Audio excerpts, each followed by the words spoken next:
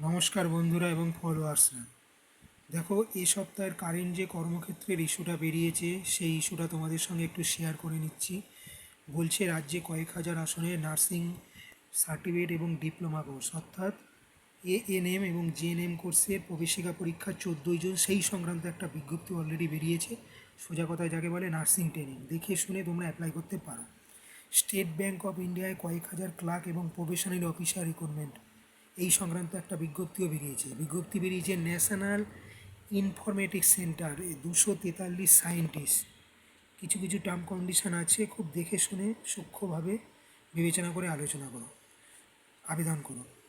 Naval sheep repair ইয়ারে 240 তরুণকে apprentice, তারপর সেটা থেকেই তারা কিন্তু সার্ভিসের সুযোগ পাবে। বুঝে শুনে সেই মতো অ্যাপ্লাই করো।